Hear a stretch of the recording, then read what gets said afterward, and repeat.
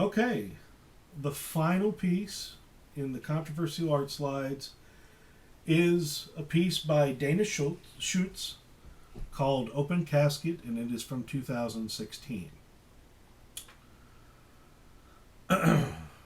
Open Casket is a 2016 painting by Dana Schutz. The subject is Emmett Till, a black 14-year-old boy who was lynched by two white men in Mississippi in 1955.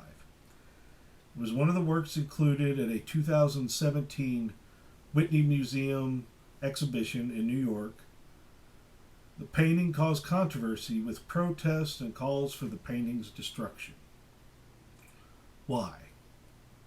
Well, first, let's see who Emmett Till was. Emmett Till was a little boy, and he was visiting relatives from Chicago down in Mississippi. A white woman accused him of whistling at her on the street. The woman, many, many years later, close to death, said that that never happened. As a response, two white men kidnapped the boy, lynched him, beat him, murdered him, tied him to an old exhaust fan from a factory, and threw him in the river. When they finally recovered his body, you can see how disfigured and broken and bloated his face is. His eyes gone. His mother said she wanted an open casket. She wanted to show the world what racism had done to her baby boy. Life magazine, or Time magazine, one, I believe, was invited to photograph Emmett in his coffin.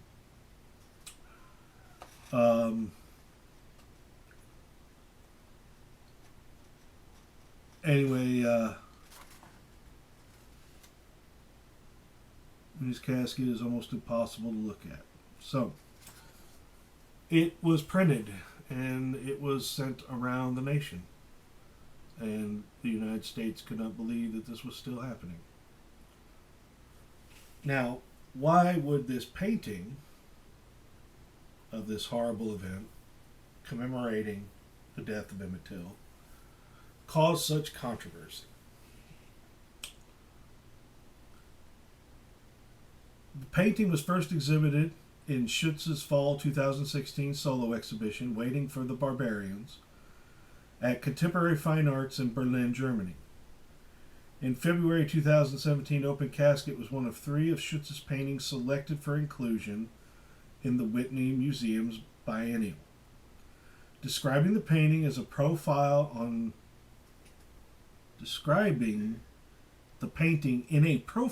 Schutz for the New Yorker magazine, critic Calvin Tompkins wrote, "Measuring 39 by 53 inches, it is smaller than most of her recent paintings, and more abstract. The buildup of paint on the face was a couple of inches thick in the area where Till's mouth would be. Although there are no recognizable features, a deep trough carved into the heavy impasto paint conveys a sense of savage disfigurement, which is heightened by the whiteness of the boy's smoothly ironed dress shirt. His head rests on ochre yellow fabric, and deftly brushed colors at the top suggest banked flowers." However, soon after the opening of the Whitney Museum's exhibition, African-American artist Parker Bright began to silently protest the painting Open Casket by standing in front of the painting wearing a t-shirt with the words "Black Death Spectacle" on the back. Artist and writer Hannah Black posted an open letter to the museum's curators and staff calling for the painting's removal and recommending its destruction. Quoting, "I am writing you to ask you to remove Dana Schutz's painting Open Casket with the urgent recommendation that the painting be destroyed and not enter into any market or museum. As you know, this painting depicts the dead body of 14-year-old Emmett Till in the open casket that his mother chose, saying, 'Let the people see what they've done. Let the people see what I've seen.' That even the disfigured corpse of a child was not sufficient enough to move the white gaze from its habitual cold calculation is evident daily in a myriad of ways, not least the fact that this painting exists at all. In brief, this painting should not be acceptable to anyone who cares or pretends to care about black people, because it is not acceptable for a white person to transmute black suffering into profit and fun. Dana Schutz is white. She is German. And she has made a painting of one of the most horrific crimes in African American history. And she stands to profit from it. So a conversation began to happen in the media about cultural appropriation. You've probably heard that phrase a lot in recent months and recent years. What is okay, what is not okay? Is the Cleveland Indian mascot acceptable? Is that hurtful to Native Americans? Is it cultural appropriation? Should you wear a sombrero on Cinco de Mayo if you're white?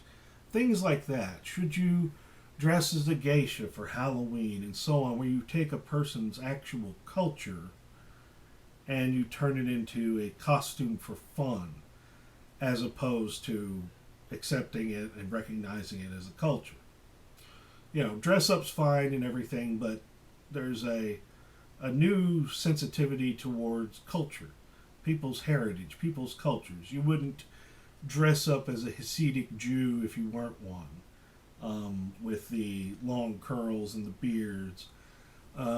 Things of that nature that white people especially, but lots of people, take for granted. Of course, the most heinous one is blackface. So, Schutz responded through comments to reporters about how and why the painting was made. So she defended herself. I don't know what it is like to be black in America, but I do know what it is like to be a mother. Emmett was Mamie Till's only son. The thought of anything happening to your child is beyond comprehension. Their pain is your pain. My engagement with this image was through empathy with his mother. Art can be a space for empathy, a vehicle for connection. I don't believe that people can ever really know what it is like to be someone else.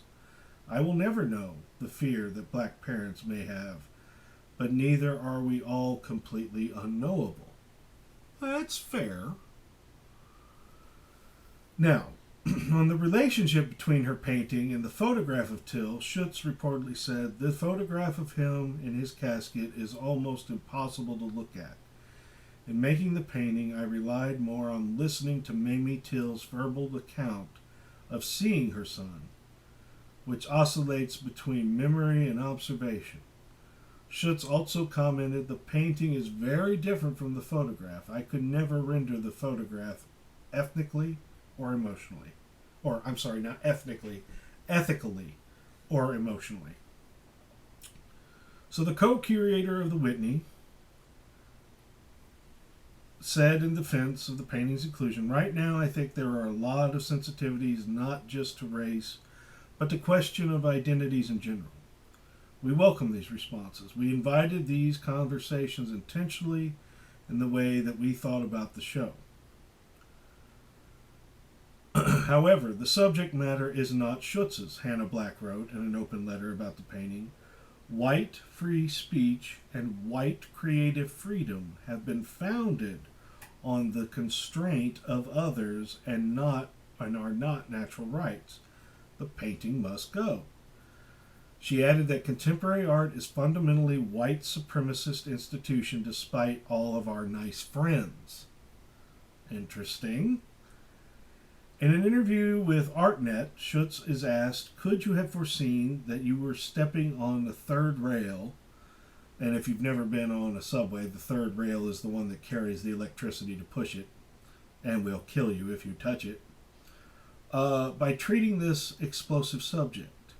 If so, what made it necessary to paint Emmett Till specifically?" She responded, "Yes, for many reasons. The anger surrounding this painting is real, and I understand that. It's a problematic painting, and I knew that getting into it. I do think that it's better to try to engage something extremely uncomfortable, maybe impossible, and fail than not to respond at all. Okay. Lisa Whittington, a black woman who has also painted pictures on Emmett Till, told NBC News, "Art takes courage. It takes courage to create it, to show it, and to listen to people talk about your work. While I appreciate Dana Schutz's courage and attempt to understand, for me, her understanding is not deep enough and careless. The horror was too gentle in her work. She fell short and did not tell a complete story. She downplayed the details and emotions his death represented." So now, this is talking an artist to an artist. It's talking about, okay, I get what she was trying to do, but she didn't pull it off. There's not enough care, there's not enough understanding, there's not enough understanding or even the whole story. It's just this mangled face in a coffin. There's more to that story. Art historian George Baker wrote, "We may want to believe that empathy has no restrictions, but it does have limits. Schutz's painting, Open Casket, is naive, like most of the artist's work. Not just in its painterly style, but its gesture, its logic. But naivete edges into something much more sinister here. As the work collapses, the destruction of Till's body and face is murder with the artist's own aesthetic. This is more narcissism than empathy. Painting is not good at empathy, one of its founding myths, as Caravaggio long ago reminded us, is to prevent the myth of Narcissus, the self-love." An open letter, reportedly from Dana Schutz, declaring her desire to remove the painting from the exhibition was subsequently proven to be a hoax. And then the New Yorker reported the museum has been fully supportive of the curators and the artists, and the painting will remain. The calls to destroy the art were clearly rhetorical, and the protest inside the museum petered out a day or two after the show opened. In April of that year, the Whitney Museum partnered with Claudia Rankine and the Racial Imagery Institute to host Perspectives on Race and Representation to address this debate. So, the debate is actually still going on as far as I know about this painting. Can a white German artist depict African American suffering even with the remotest chance of understanding? And is black African American minority suffering something that should be made by artists who have not experienced it? Even if they're trying to understand it, is there a line they're crossing? And these are some of the big, deep questions that deal with societal issues. Are they being too sensitive? Is it up to anybody to try and experience what they're experiencing and understanding? Some say yes, some say no. Early in his career, Malcolm X would not accept any help from any whites, even if they fully supported him. It wasn't their place, and they wouldn't understand no matter how hard they tried. Now, after his trip to Mecca and Medina, on his pilgrimage of the Hajj, and he saw all the white people and brown people and yellow people and green people, he realized that it's better to try than not to try. However, when it comes to art and the option of making money off that art, or becoming famous off that art, or gaining notoriety off that art, now that's a whole different animal. A similar controversy happened in the late 80s when Steven Spielberg, a Jewish New York, California kid, was chosen, and he decided to direct The Color Purple, a very, very African American novel.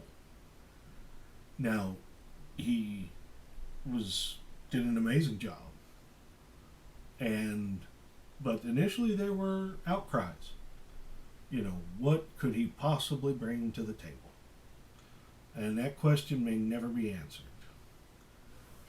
And that is the end of controversial art.